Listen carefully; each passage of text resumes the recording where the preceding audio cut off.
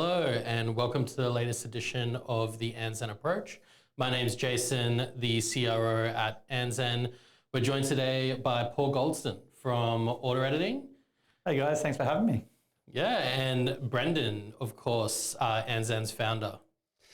Thank you, Jason. Paulie, good to see you, mate. Good to see you guys. New year, 2025, new season 2, Andzen Approach, here in sunny Queensland, Brisbane, with a local Brisbane lad, Paulie. We've known you for many generations. Many, yeah. Most recently at Shopify, but before then, Reload, back in agency land. That's right. I think you guys were slinging sign up too back in the day. Yeah. We've been multiple generations too. Yeah, absolutely. We wanted to get you on, chat about what it is you're doing now. Yeah, thanks very much. I'm so happy to be here. So obviously you mentioned I was at Shopify for 7 years, and I love working at Shopify. It's one of the best companies in the world. And I used to say at Shopify, you'd have to take this job from my cold, dead hands to get me to leave. But then I saw something pop up on the LinkedIn, and I'm sure a lot of people listening to this podcast may have seen it on LinkedIn too. A young lad named Hamish Mackay. Yes. I'd been watching his post for a little bit, and one day he just reached out to me and he said, "Hey, can I tell you a little bit about what we're doing here?" And I don't know, after that conversation, I couldn't stop thinking about it. This app that he's built that's created this new surface in commerce that exists between when an order is placed and when an order is fulfilled that hasn't really been touched too much. And I just had to get on board.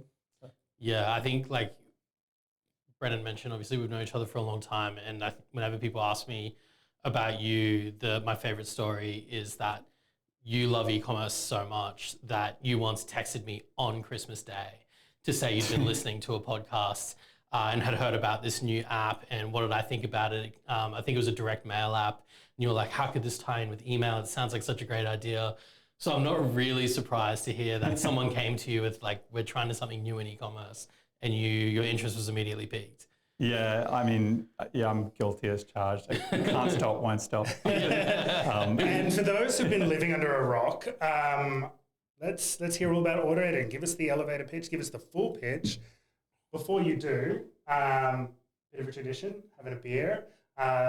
This episode, what have we got? Some Bolter Captain Sensibles. Yep, a couple of Captain Sensibles. January, very sensible. I'm on the celiac train now, so I've got a Kirin pineapple. Very good. Quite refreshing. Beautiful. Yeah. So, order editing, what's this all about? Yeah, so as I said, having worked at Shopify, I get to see a lot of merchants, and most of the time at Shopify, we tend to spend a lot of time on getting that purchase, right? Everything that happens before the purchase happens. I used to be a merchant success manager at Shopify, so we were a little bit hidden to what happens in the operational part of the business after the purchase is made. And the more you delve into that part of a business, you see, these are entire careers made out of operations and logistics and warehouse management and customer service. And sometimes we're a little bit blind to that. And what this app does is basically we see about somewhere around 1.5% of all orders turn out in what we call order adjustment type customer service tickets. So these are things like, oh my gosh, I put the wrong address in, or ShopPay had my ex-girlfriend's address in there, and I don't want the parcel going there. Yeah. Or maybe it's something like, oh, I forgot to put my discount code on, or I got the wrong size, or the wrong color, or these kind of things. And we've got some merchants where these type of tickets can make up somewhere between 400 and 1,000 tickets a week. Yeah. So what Hamish and Kirill, the two co-founders, came up with was, hey, it's crazy that people are still doing these tickets manually. Shouldn't we empower the customer to let them fix their order themselves? Yeah. And timing is really good because Shopify had released an order editing API, which the guys have been able to build on top of. Perfect. And so now we're seeing this massive take up in customers just going, you know what, give me the power, and I will fix it, rather than me having to email wait. Hopefully it hasn't shipped already before it goes out. And whilst that can be a good customer experience, you're relying on someone to be around, the speedy turnaround. Normally, if you notice a mistake like that, it's immediate, right? You get that confirmation. You're also potentially, like, even if that customer emails the brand, that order's with a 3PL now and it's been there for maybe an hour, the merchant might have very little to no ability to have any idea if it's packed, if it's on a truck already getting shipped. Exactly. Honestly, that's one of the first things the first objection we have is once it's in the system, we can't do anything about it. Yeah. We have solutions to all those type of, it's like, okay, we've got you. We got you on this. But it's so true. I think when I saw this opportunity, I said, hey, like, this is a blue ocean opportunity, and we can really, really help change commerce by changing how customers think about what happens when they make a mistake on an order. Yeah. Yeah, something you said to me earlier was having faith that your customers know what they're doing, right? And as a merchant, if you can just empower them to do that, there is actual operational efficiency there, right? If you only have one customer support person, they're answering less tickets, they need to sleep, you can automate those tickets that happen overnight. It was actually a big thing over Christmas where we were saying to customers who weren't quite set up yet, we say, hey, like, when you're carving that Christmas ham, do you want to be handling these tickets, or would you prefer to be, with your family? And that's where we get our dopamine hits from, when we get the emails from customers saying, they've all disappeared. Like, all these tickets are gone now. And we've got all this time to be more strategic and proactive with our customers. The one thing we say a lot internally is 30 minutes of grace is all it takes. We see 90% of edits happen in the first 30 minutes. Yeah, wow. I don't know. I mean, I'm sure everybody feels like this, but quite often I'll, check out, the transaction's done, and then immediately be like, oh, I should have got that like extra shirt. Yeah. I really should have. Like, probably the shipping would have been the same. Now it's a whole nother order. And people give up, right? Yeah, and I probably won't make that separate order, right? Exactly. It's one of those things where the current concept or conception of what you need to do, or I should say perception of what you need to do, is contact a human, and then you have to channel switch, and you have to go through this effort, and maybe it's going to be a bot, or maybe it's going to be something, and the mental load of that just becomes too much, and people just give up. So it's been one of those things where when you can be on the front line again and see literally daily. I think we get a 5-star review every 2.5 days at the moment, because people are just saying, this is making a genuine difference in our business. So it's been a great dopamine hit for me. And so would you say, like, if you're talking to a merchant about this, from your point of view, is the ability to handle that ticket load, is that 90% of the value of order editing, 75% of the value, 60%? Yeah, it's interesting the way people come to us. I mean, a lot of people come to us through Hamish's presence on LinkedIn, because we build in public. We share all the warts and all of what's going on, the ups and the downs. Right. But it's often customer service leaders coming to us, or operational people, and they're coming to us saying, hey, I would love to either let my current team be more proactive and do more strategic things rather than dealing with these same tickets over and over. But what happens is they come to us and we get rid of that problem for them on those order adjustment tickets. But then the marketing team or the CFO gets a sniff of it, and they find out that we also, during that period, allow upselling. So like you were talking about, now we're talking. So when we can both save you money and make you money at the same time, it becomes one of those, let's do it. Nice. And when we talking at that order editing, the upsell side of it, do you have any stats, or what is the impact there usually?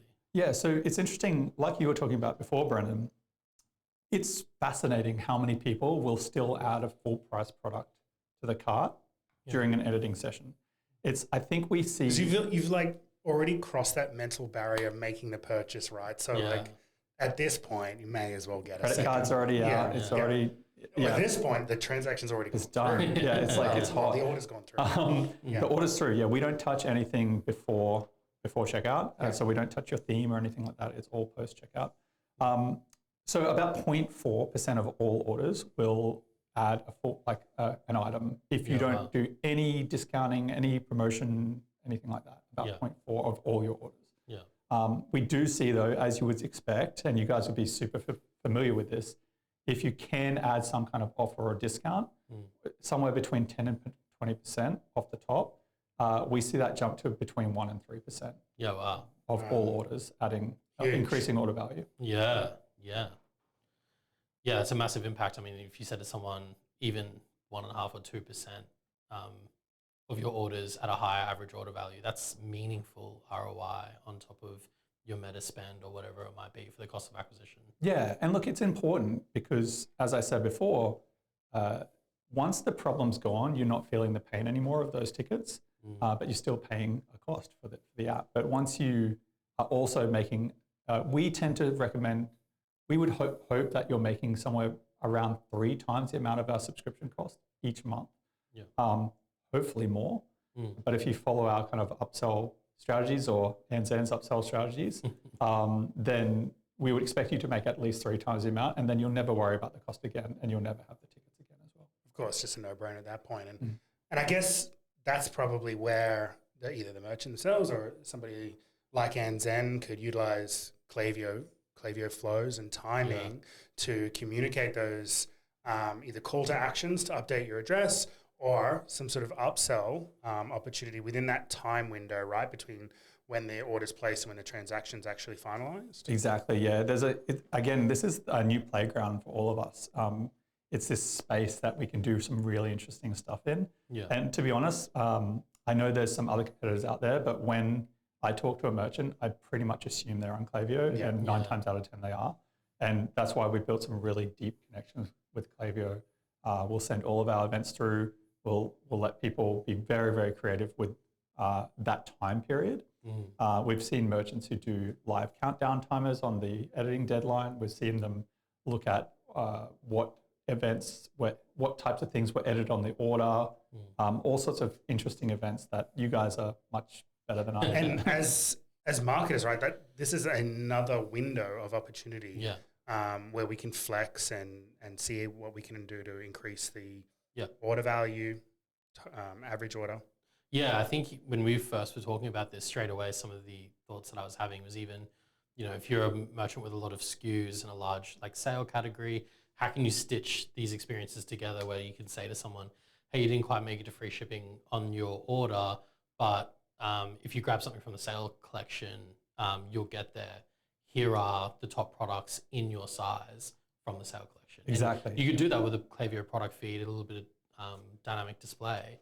Wouldn't be that difficult. And you're potentially clearing stock, not necessarily needing to use a discount, but getting people up to a threshold they feel like they've got a great deal, right? Absolutely. And the thing is that there's essentially 3 entry points to editing on the app. There's, for those of you who are familiar with Shopify, you make a purchase and you see a thank you page. The thank you page is not super dynamic, so you can't do much on there. But we have a block on there where we'll take you through to editing. That's a good, I don't know the exact percentage, but that's a good chunk. The next one is your order confirmation email, where we'll just change that view your order button to say edit or view your order. We'll put a little sentence above saying, hey, don't make sure your address is okay.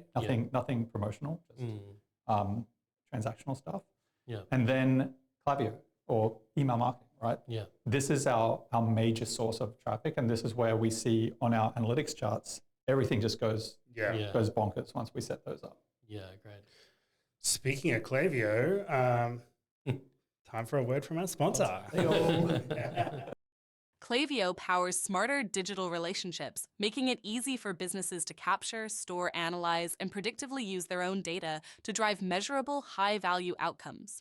Klaviyo's modern and intuitive SaaS platform enables business users of any skill level to harness their first-party data from more than 350 integrations to send the right message at the right time across email, SMS, and push notifications.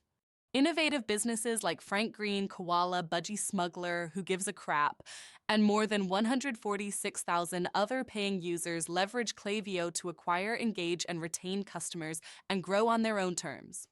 Andzen is a Global Master Elite Klaviyo agency partner and can help you with Klaviyo app integrations and setup to have you maximizing all of your data to generate more revenue whilst building stronger connections with your customers. To learn more about Klaviyo and Andzen, go to andzen.co/Klaviyo. Welcome back. So in the break, Paulie, you were telling me that your official Klaviyo integration was submitted today. How exciting. Yeah, great timing actually. Yeah, so we've had basically an unofficial integration for a while. And oftentimes we will just help merchants set up their flow like a simple type flow. But we just took that to the next level and we kind of made it official today. And we've kind of ticked a few boxes on Klaviyo's end to make sure it's all matching what they need to see too. Great. And that got submitted today, so fingers crossed. How good. And currently you can bring, or auto editing is sending all of the different event data over through the Events API. So that's all appearing in the Klaviyo account. And we can use those, or the merchant or Andzen could use those as triggers, right? For all of the upsell emails, the transactional emails. That's right, yeah. If you know your way around Klaviyo, because this is a higher level understanding, you can do a basic email or SMS campaign with our app and it will work fine. But if you want to go to the next level and start doing countdown timers and some more interesting things, honestly, you probably need someone like Andzen to help, or someone internally who really knows their way around. Yeah.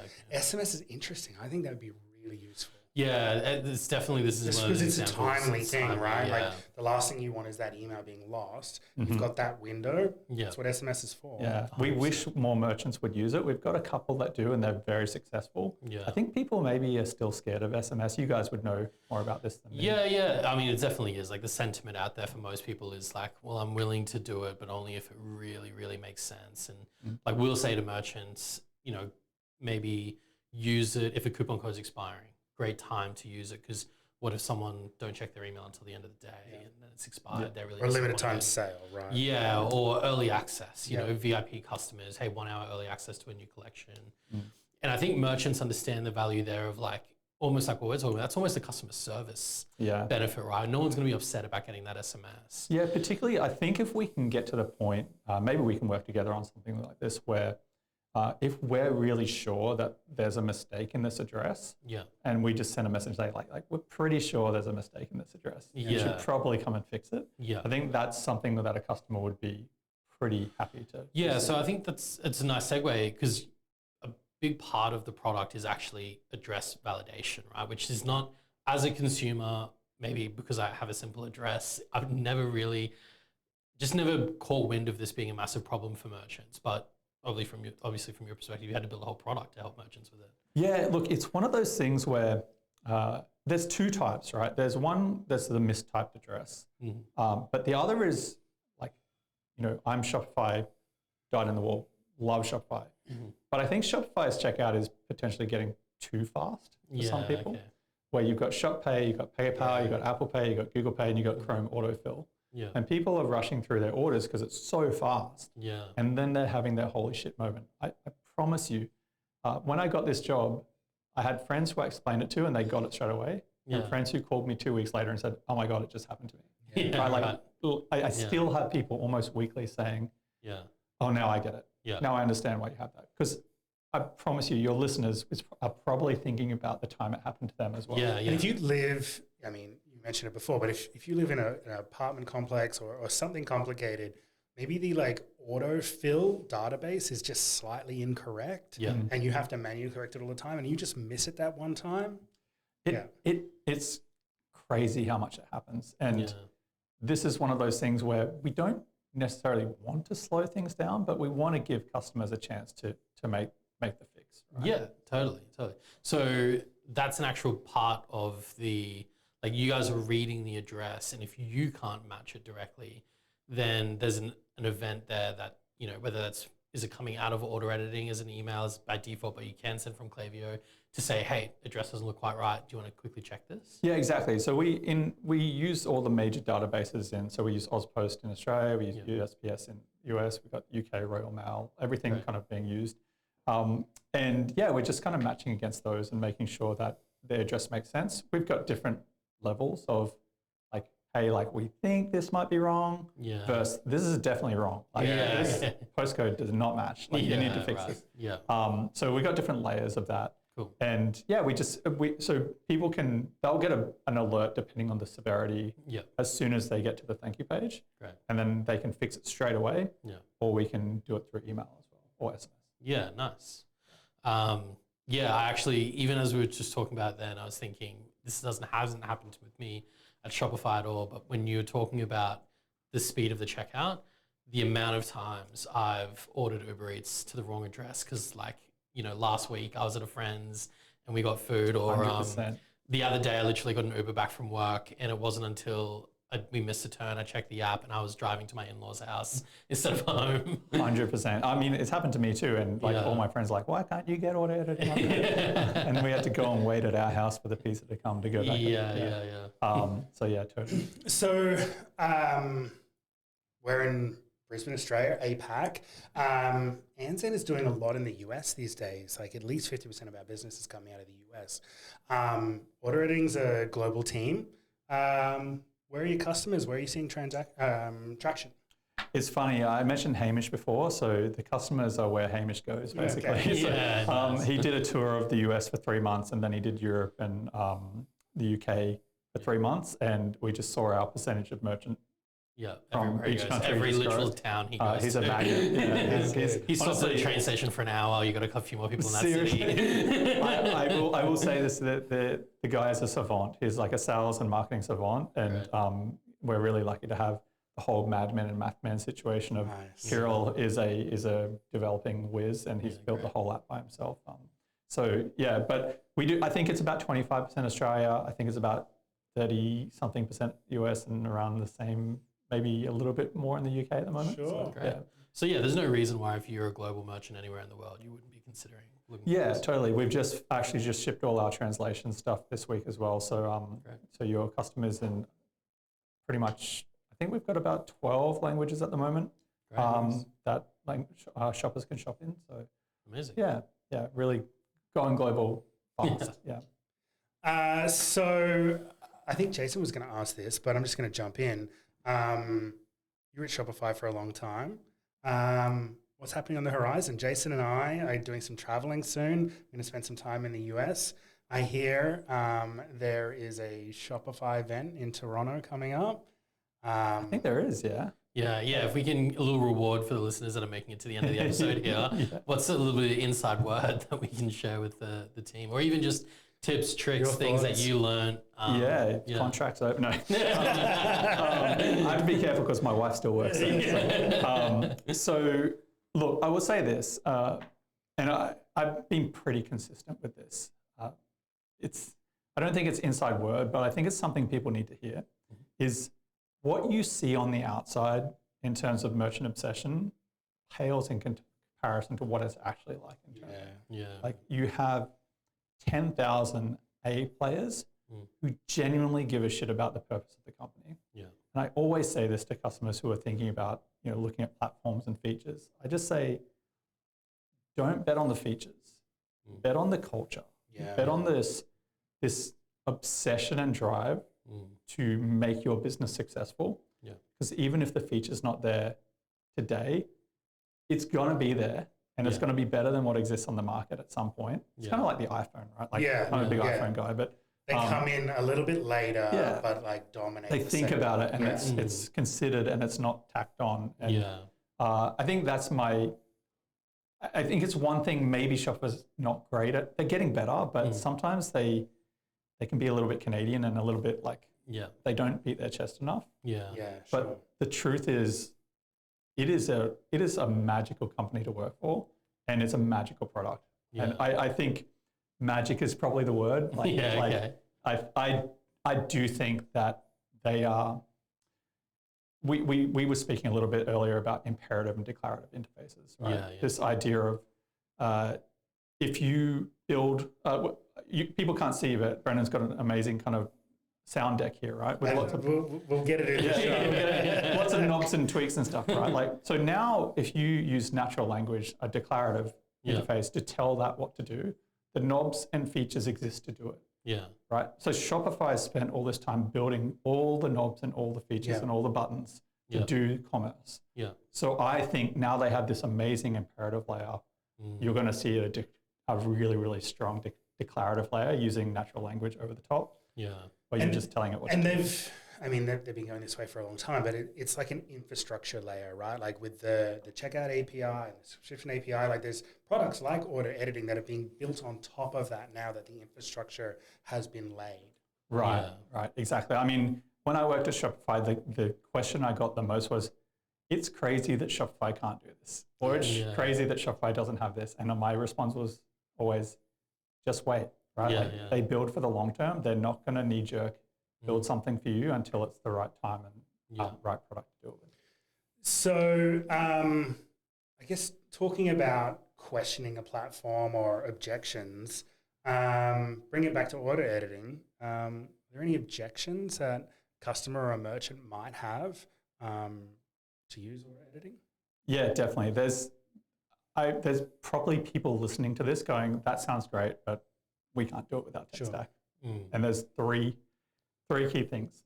The first one is always our order goes straight to our warehouse. Once it's in our warehouse, we can't change it. Yeah. Right. And so we couldn't use that.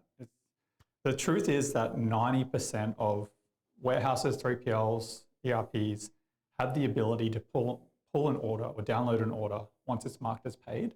Yeah. And that's our most common route to getting around it, because in Shopify, you can turn on what's called manual payment capture, where the payment gets authorized but doesn't get marked and paid, and you can use Shopify Flow to put a delay between those two things from happening. Sure. And then Flow can capture the payment 30 minutes later. So during those 30 minutes, you can do whatever you want to the order, and your 3PL or your warehouse, they're blind. They don't even know the order exists. And then it turns to paid and it pulls it through as if that's how it was created. Yeah. So we get around 90% of that objection with that. We also have deep integrations with Ship Hero, ShipStation, ShipIt, all the ships. Which there are a few. And those work seamless. They read live edits and it's beautiful. Amazing. The second thing that we see is we're really worried about inventory overselling during that time period. So, because when they're editing, that inventory is being reserved while they're adding it and removing it from the cart. So we have inventory protection in place where you can say, you can't add an upsell order unless there's X inventory available, or this person can't, we're going to disallow editing if they've got a line item in the order that has less than X inventory, and that works beautifully as well. Yeah, great. And the third one is same day shipping. We can't do this because we promise that we'll dispatch that day if you order by 2 p.m. Yeah. Something like that. And that's actually a pretty simple fix. We just, with our editing deadline, we let them place what their SLA is into our app, and then just say they've got a 30-minute editing deadline and it's 1:40. Yeah. It's going to be 20 minutes. If it's 1:50, it's going to be 10 minutes. And then it's going to get down to 1 minute, and then they'll get a full so it's smart enough to know that. Exactly. Yeah. Okay. And if they got multiple SLAs, which gets a little trickier, we just use Shopify Flow to disable and enable editing during certain time periods. So it's all very, very solvable, and we do it almost daily. Yeah, wow, great. So it's a no-brainer, basically. Look, I will say this, even if you don't use our app, I still believe in 30 minutes grace is all it takes. So if you want to set up Shopify Flow to authorize a payment, wait 30 minutes, and then mark it as paid so your customer service people can make edits and do things before it goes to the warehouse, you can do that. And the extra bonus is we've got some merchants who are saving tens of thousands of dollars a year just because they're allowing people to cancel orders before it gets marked as paid, and therefore they're not paying the transaction fees on those. So you can actually make some really good operational savings just by setting this flow up yourself.